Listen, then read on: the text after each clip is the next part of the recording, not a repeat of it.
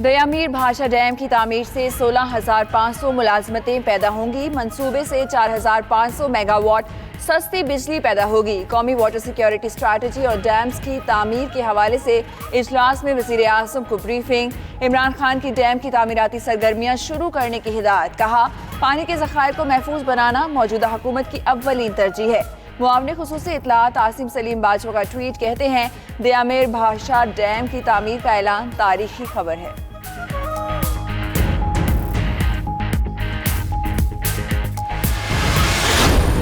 छोटी मार्केट्स के बाद शहर इक़्तिदार में भी बड़े शॉपिंग मॉल्स खोलने की भी मशरूत इजाज़त। डिप्टी कमिश्नर इस्लामाबाद ने नोटिफिकेशन जारी कर दिया। बड़े तिजारती मराकज़ पीर से जुम्मा शाम 5 बजे तक खोले जा सकेंगे। उधर सिंध हुकूमत का मजीद 4 महकमों के दफातर खोलने का ऐलान। लॉकडाउन में नरमी के पहले रोज दुकानदारों और शहरियों ने SOPs की धज्जियां उड़ा दी। कई शहरों में कारोबार शाम 4 बजे बंद करने की पाबंदी की भी खिलाफ वर्जी।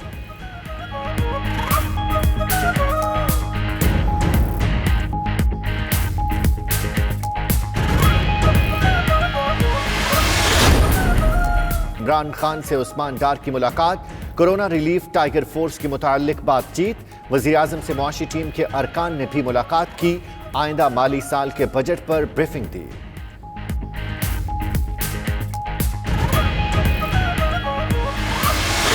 बिलावल भुट्टो की वफाकी हुकूमत पर तनकीद। कहा, मरकज सूबों की मदद कर रहा है, ना उन्हें खुद काम करने दे रहा है। बिलावल की वफाकी हुकूमत को ताउन की पेशकश। वज़ीर आज़म को बैटिंग लाइन पर नजरसानी का मशवरा। 18वीं तरमीम पर बहस का इंदिया भी दे दिया।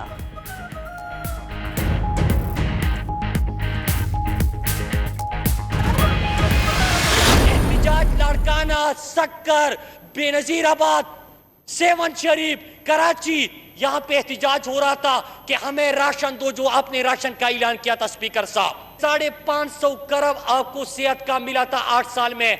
क्या वजह है कि वहां पे अस्पतालों में एम्बुलेंस नहीं, स्ट्रेचर नहीं, वेंटिलेटर नहीं, दवाई नहीं, वहां पे कोई भी सहूलत आपके पास क्यों मुयस्सर नहीं? ये पैसा कहां पे खर्च हुआ? कौमी असम्बली में मुराद सईद फिर अपोजिशन पर खूब गरजे बरसे। बोले, 30 साल हुकूमत करने वाले अपने लिए अस्पताल भी नहीं बना सके। इमरान खान ने तारीख का सबसे बड़ा रिलीफ पैकेज दिया। सिंध हुकूमत ने राशन किसको दिया? 5.5 खरब रुपए कहां खर्च किए? वहां एम्बुलेंस और दवा तक तो मुयस्सर नहीं। अपोजिशन अरकान मुराद सईद की तकरीर से पहले ही ऐवान से चले गए।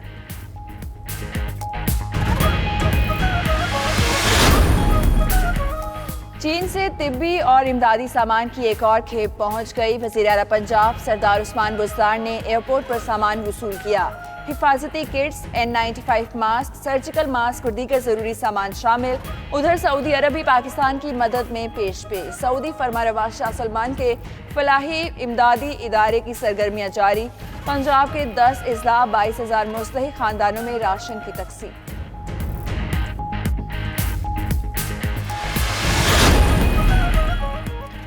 बैरून मुल्क फंसे पाकिस्तानियों की वापसी का सिलसिला जारी। अमरीका से 150 तलबा खुसूसी चार्टर्ड प्रवास के जरिए लाहौर रवाना। तलबा एक्सचेंज प्रोग्राम के तहत अमरीका में जेर तालीम थे। पाकिस्तानी सफीर असद मजीद ने डल्स एयरपोर्ट वाशिंगटन पर तलबा को अलविदा कहा। तालिब इल्मों की महफूज वतन वापसी के इंतजामात पर अमरीकी हुकूमत से इजहार तशक्कुर।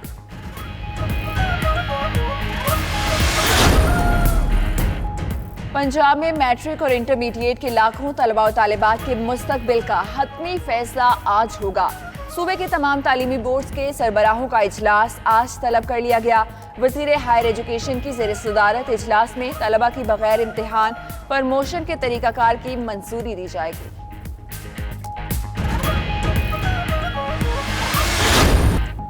2018 के आम इंतखाबात में RTS की नाकामी। इलेक्शन कमीशन का तकरीबन 2 साल बाद तहकीकात कराने का फैसला। चेयरमैन नादरा की इलेक्शन कमीशन को रिजल्ट ट्रांसमिशन सिस्टम पर briefing. Chief election commissioner Sikandar Sultan Raja का RTS की नाकामी पर नादरा पर इजहार बरहमी। कहा, आम इंतखाबात में ये सिस्टम क्यों नाकाम हुआ, मुकम्मल इंक्वायरी कराई जाए।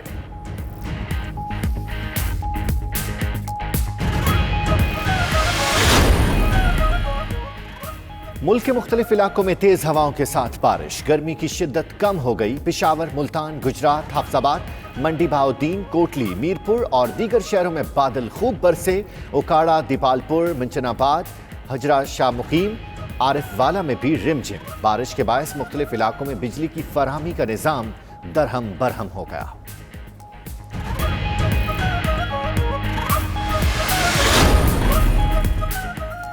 और फिल्मी दुनिया के बड़े मेले कॉन फेस्टिवल का इनेकाद मनसूख कर दिया गया। शेड्यूल के मुताबिक फेस्टिवल आज से 23 मई तक होना था। मुंतजिमीन का कहना है कॉन फेस्टिवल का इनेकाद जून या जुलाई में करने के साथ साथ दूसरे ऑप्शंस भी ज़ेरे गौर हैं।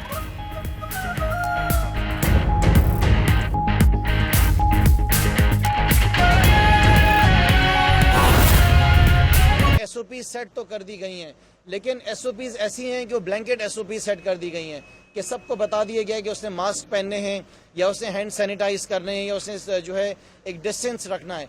लेकिन उसके साथ साथ मैं समझता हूं कि जिस तरह सारी इंडस्ट्रीज खुली हैं, मार्केट्स खुली हैं, दुकानें खुली हैं, अलग अलग कारोबारी मामला शुरू हुए हैं, तो एसओपीज जो हैं वो उनके हिसाब से ही होनी चाहिए। जैसे कि प्लास्टिक इंडस्ट्री है तो प्लास्टिक इंडस्ट्री के हिसाब से एसओपीज होनी चाहिए। अगर कंस्ट्रक्शन इंडस्ट्री को खोला गया है तो वो एसओपीज जो है वो कंस्ट्रक्शन इंडस्ट्री के हिसाब से होनी चाहिए। ऐसा नहीं हो सकता कि अगर कोई रेस्टोरेंट है उसकी एसओपीज और उसके साथ साथ अगर कंस्ट्रक्शन इंडस्ट्रीज हैं उनकी जो एसओपीज हैं वो एक जैसी वो सेपरेट होनी चाहिए।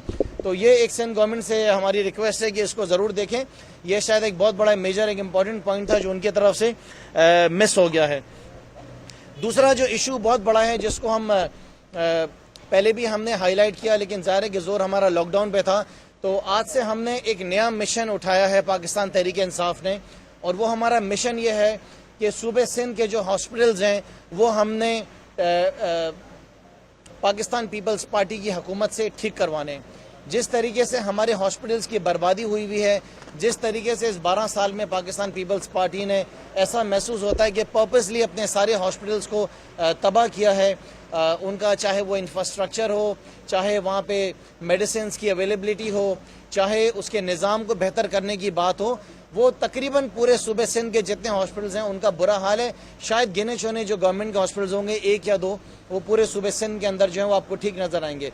तो लिहाजा पाकिस्तान तहरीक इंसाफ ने ये आज से फैसला किया है कि जब तक सूबे सिंध के हॉस्पिटल्स ठीक नहीं हो जाएंगे, हमारी इसी तरीके से ये प्रेस कॉन्फ्रेंसेस चलती रहेंगी, हम इनके हॉस्पिटल में छापे मारते रहेंगे, हम आवाम को दिखाते रहेंगे कि सूबे सिंध के अंदर पाकिस्तान पीपल्स पार्टी ने हॉस्पिटल्स को किस तरह तबाह किया है। हाँ, अगर कुछ हॉस्पिटल्स हैं जिनका अगर आप बोलें तो मैं नाम भी ले लेता हूँ, जैसे कि ओजा हो गया, जैसे कि इंडस हॉस्पिटल हो गया, डाउ हो गया, कुछ हॉस्पिटल्स ऐसे घंबट हो गया, कुछ हॉस्पिटल्स ऐसे हैं जिनको कंटिन्यूस बेसिस पे अरबों रुपए देते जा रहे हैं, अरबों रुपए देते जा रहे हैं, अरबों रुपए देते जा रहे हैं। आज से कुछ दिन पहले एक हॉस्पिटल और है जिसको 400 करोड़ रुपए दिए गए हैं और अंदाजन अभी तक कोई 2.5 अरब रुपए कोविड के नाम पर खर्च हो चुका है।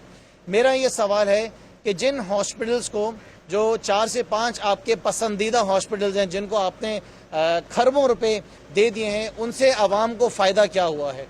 4 से 5 लोग हैं जो कि कमेटी के मेंबर हैं जिनके ज़रिए 2.5 अरब रुपए खर्च कर चुके हैं, लेकिन आवाम के पास इसका कोई हिसाब किताब नहीं है।